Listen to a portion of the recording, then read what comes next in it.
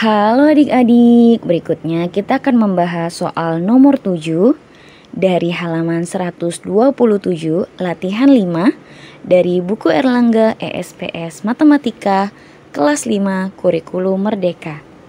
Buat adik-adik yang belum subscribe silahkan diklik dulu tombol subscribe-nya ya. Dan jangan lupa untuk tekan juga tombol loncengnya biar adik-adik nggak ketinggalan seputar pembahasan dari soal-soal yang lainnya.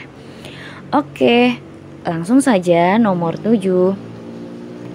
Belah ketupat merupakan jajar genjang yang semua sisinya sama panjang. Perhatikan gambar berikut. Nah, jadi di sini ada gambar belah ketupat ya adik-adik. Nah, di sini bisa kita lihat ya, sesuai dengan yang ada di soal nih. Merupakan jajar genjang yang semua sisinya sama panjang. Kita cek di sini ada tanda adik-adik. Nah, tanda seperti ini. Artinya dia semua sisinya atau keempat sisinya itu panjangnya sama. Ya, jadi itu bisa menjadi ciri-ciri atau tanda yang menunjukkan bahwa oh ya itu besarnya panjangnya sama gitu ya.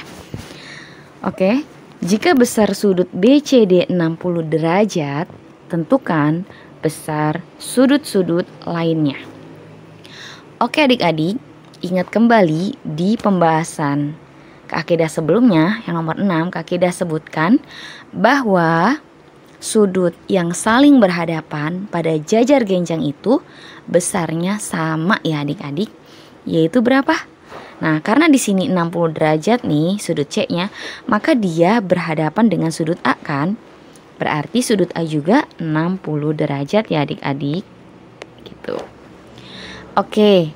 Nah, di sini juga disebutkan bahwa belah ketupat ini kan merupakan jajar genjang dengan semua sisinya sama.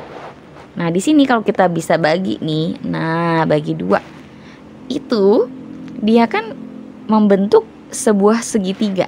Ada dua kan, nah segitiga ABD sama segitiga BCD, ya kan? Nah, kita fokus ke salah satu aja dulu. Misal kita fokus ke segitiga ABD. Di sini ada tanda bahwa dia itu panjangnya sama. Artinya dia itu kakinya sama panjang adik-adik. Kalau kakinya sama panjang berarti sudut di kaki-kakinya ini nih itu besarnya sama ya. Nah, jumlah sudut dalam segitiga itu kan 180 derajat ya. 180 derajat dikurangi 60 derajat berarti 120 derajat. 120 derajat ini kita bagi dua adik-adik ya. Jadinya 60 derajat, maka kita hapus dulu ininya. Maka sudut di sini 60 derajat adik-adik. Ya. Nah, begitupun di sini juga sama karena dia panjangnya sama nih. Maka di sini juga 60 derajat nih. Kalau kita ngitungnya satu-satu ya. Kayaknya ketebelan. Ntar kaki udah kecilin dulu ya. Nah, di sini 60 derajat. Ini udah nggak apa-apa deh ya. Oke, ini 60 derajat. Ini juga 60 derajat ya.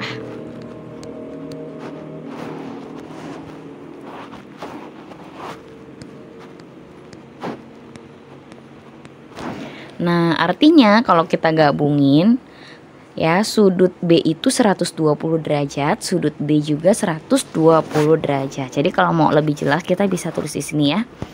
Sudut A itu berarti 60 derajat. Sudut B itu 120 derajat. Sudut D-nya juga sama, 120 derajat.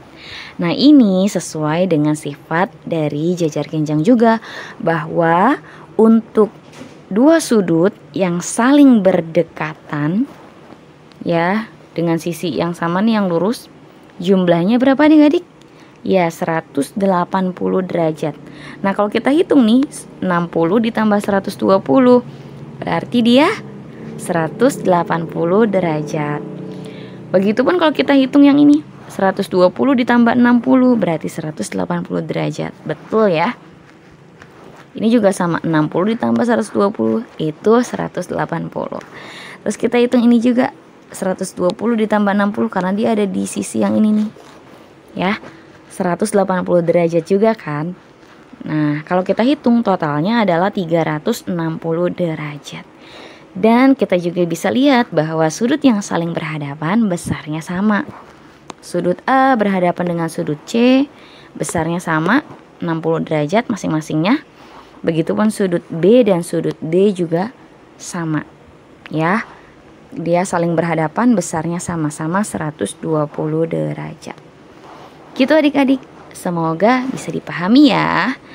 Oke, mungkin untuk pembahasan kali ini cukup sekian. Untuk pembahasan soal berikutnya nanti akan ada di video berikutnya ya. Tetap stay tune di channel Kak Akidah. Semoga bermanfaat. Terima kasih.